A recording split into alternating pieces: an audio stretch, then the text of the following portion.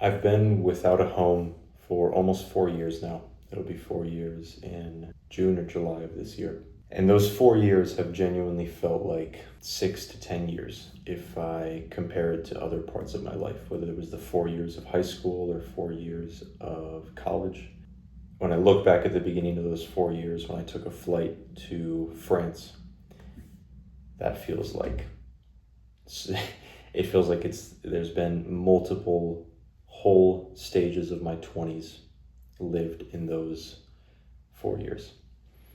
And I want to talk about what it really means to be without a home, the benefits I experienced, and the more recently diminishing benefits, and I think the lessons that have been learned in that time, and my kind of nuanced perspective on this reality that we live in that kind of praises infinite freedom and travel as kind of a ultimate goal, especially for young people. So in a nutshell, in the summer of 2022, I left Flagstaff, Arizona. I had lived there for just about 4 years, 5 years. Felt like more than that, yeah. And yeah, like my whole life was built around there. All of my best friends, we lived together. I had multiple jobs while I was there. I went to university there, relationships there, everything. And I left it all. I went to France, lived with a few friends there, quickly traveled to, during that time, roughly 10, 12, maybe a little bit more countries. Eventually Australia as well, and Vanuatu. Crazy adventures, crazy experiences. Met dozens and dozens of amazing people. Yeah, maybe over 50, 80 people, I couldn't even tell you. Amazing stories that I'll cherish for the rest of my life. And eventually made my way back to the States. I lived in Florida for a bit, then kind of got back on the travel train again, going to Europe again, ending up in New Jersey, living out of my car with my dog who passed away earlier last year. Lots going on, lots going on. And in all of this, the one thing that has stayed consistent has been inconsistency, has been living out of a backpack in a duffel bag, relying on local services such as Wi-Fi and cafes, and adapting to new cultures and languages every few months or sometimes even every few weeks.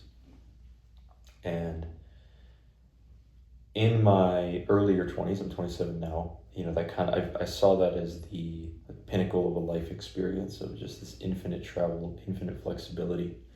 And I'm very cautious with how I speak about this, both in a video format as well as when I meet people in person, like younger than me, men, early 20s, that are kind of itching to travel. They maybe found an online job or a way to make income remotely, even if it's just a little bit, and they leave their hometown behind. Now, again, being cautious with how I talk about this and allowing for nuance.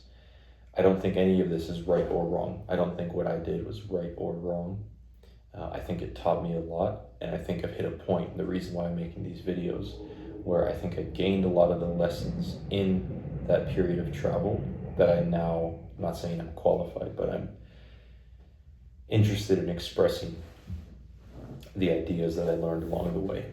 And the point of this particular video, I know this is kind of a super long intro, but I want to preface it with my thoughts, is what it really means, again, to lack a home. I was going to title this video like I was homeless for 4 years, but I don't want it to be, misinterpreted, because there's a difference between the word home and house. Like, I've always had housing, but the home part, like the heart, the soul, in where you place your stuff and where you put your head down at night, all of that, it's really been non-existent for years now. And I really took it for granted. Is it granted or granted? I'm not sure. And looking back at my time in Flagstaff, what I really took for granted was, I lived with my best friends. I had, this sounds, to anyone who's not traveled long term, this is going to sound so maybe foreign, but not having a closet to like throw your dirty clothes in, or to put your clean clothes in, to not have a bed that you just sink into every night, that you feel is yours, to not have like your bike that you use every day, to not have, the grocery stores that you always go to, or the cafe where the barista knows your name. Like, these are all things that, depending on how long you stay in certain spots while you travel, can be developed, especially something like meeting locals and the baristas knowing your name and your order. Like, that has happened. But it still does not compare, even 2-3 months somewhere, when you know there's an end in sight. It feels deep down like that the end is coming, whether it's 1 week or 3 months. That it's coming. But when you settle somewhere with not a definite end date, we don't know what the future holds, but when there's not that definite end date yet, you kind of feel a bit more relaxed into that position. And again, this is just stuff that I have not experienced whatsoever in 4 years. And only now I'm realizing how necessary it is, regardless of I really think your lifestyle. Like, this is a part that I feel a little bit more passionate about and sharing, is for all of human history, again, just from my perspective on what human history would have looked like. Like, we didn't have much of a reason to travel as much as we're capable of doing today. And as I put in my last video, I think historically speaking, the only people that would have been constantly nomadic, with the exception of those that were nomadic for like agricultural or hunting reasons, like that's a little bit different, or weather reasons, where they would constantly just go back and forth along the same stretch of land. Even though it was a lot of movement, it was still planned and rhythmic, right? With the exception of that, the only people or groups or families that would have been constantly nomadic, constantly on the move, or on the run, as I would argue, are those under a lot of stress, whether it's persecution, for whatever the reasons might be, war, famine, other dangers, if you go far back enough, like animals, wild animals, whatever it might be, right?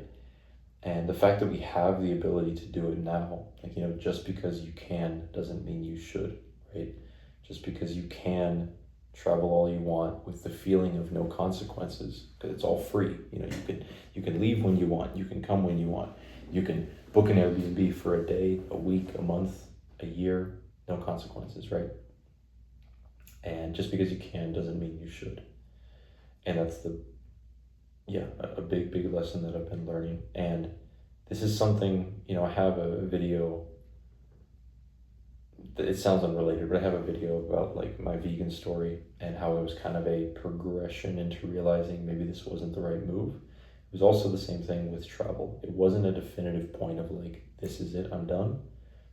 It was just a slow increase in awareness of none of this is home. Nobody that I meet is home. No hostel that I stay in, no Airbnb, no country, no city, none of it's home. And it's not home because of the certain people there, or the certain language, or the certain environment or culture. It's not that. It's not home because I have not made you could call it sacrifice or decision, or what's the other word? Yeah, decision's a good one. I haven't made the decision to call any of these places home. I mean, look at Flagstaff. I wasn't born in Flagstaff. I was born in Washington, D.C.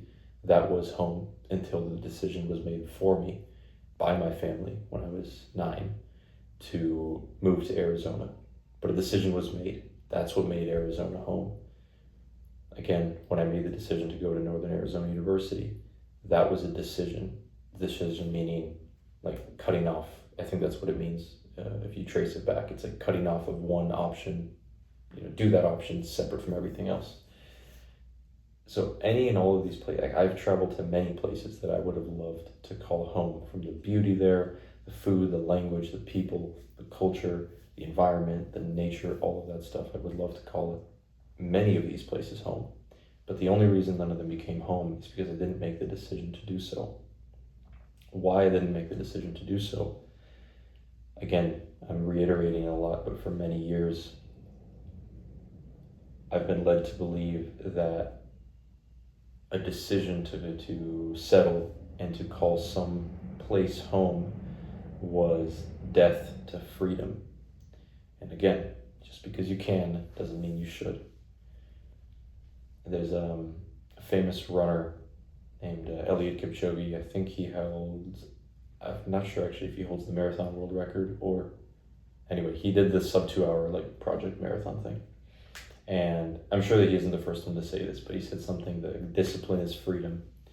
And I think in the context of this, what that means to me is the discipline to stay even when it's not perfect, or stay when it's difficult, is freedom, because that's how you build, I think, legacy and character with wherever or whoever you are with, whether it be community or a certain environment or culture or language or weather or relationship or even politics, right? If we constantly live a life that is easily replaced by something else that we believe is better, then I think it creates, at least I see it within myself, a lack of discipline and character to push through when things are less than optimal. And I just look back, imagining if I had lived this way my whole upbringing. Like, what does it look like for a child that if at every point of difficulty they are moved into something else? A good example, easy example, can be sports or certain school subjects, right? Imagine your child isn't good at math, and instead of allowing him or her to persist, we just shift their focus into what they are good at. Or if they can't do a push-up, instead of allowing them to go through the struggles of what it feels like to not do a push-up, we move them over to art class indefinitely. There's nothing wrong with art class, and there's nothing wrong with push-ups.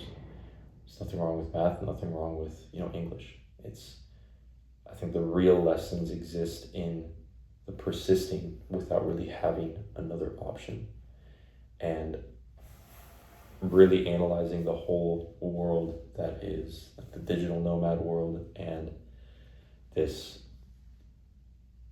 almost endless push to infinite travel. I think it's almost no different. And I'm 27 now. At 23, I would think what I'm saying right now is stupid, fully stupid. And conversely, at 23, if I were to have said this, I would have also thought it was stupid. And I'm beginning to see a lot more of the value in short-term vacation. Not vacation as an escape from whatever you have at home, because I think part of making a decision to live somewhere, or with certain people or certain cultures or whatever, part of that decision is to learn to make the best of it. Probably almost anyone can find something about where they are living that they don't like. Again, whether it's the weather or the culture or the politics, whatever, the list goes on and on. But that's not grounds to leave and find somewhere else that maybe has all of the attributes plus that one being a little bit better. That's not grounds to do that. It's an opportunity to make the best out of whatever you have. And with that said, I think the opportunity or option to do short-term travel makes a lot more sense in that context, because to me, short-term travel, again, if you're not using it as a form of escapism from where you are, where you live 50, 48 weeks of your life in a miserable state, and then you look forward to those 2 to 4 weeks a year where you can escape this miserable state. I'm not saying that, but short-term travel gives you an opportunity to be content where you are in a healthy way, while having a short but consistent opportunity to explore other things, whether it's other language. Again, I keep repeating it, like languages, cultures, food, even nature, certain mountains, certain hikes, certain beaches, whatever it might be, while not putting you in a position like the digital nomad world does, where you're always looking for the next best high, the next grass is greener situation. And again, 23-year-old me would think this is completely stupid. But yeah, infinite freedom is just not, it's not the way. That's all I can really say. It's just not the way. And I think there's a lot of value in finding out for yourself. And for me, it seems to have been taken 3 to 4 years to really have that settle in. And, I have friends who I've traveled with that have settled either much sooner than I did, or kind of did the slow travel way, or have been in one spot for a very extended period of time. And from what I can tell from them, they've been able to progress a lot more or a lot faster than I have. Not that everything is about like being hyper successful in any one, subsect of life. But if I want to achieve something similar, it's clear that having some kind of home base and stability is a huge factor in that role.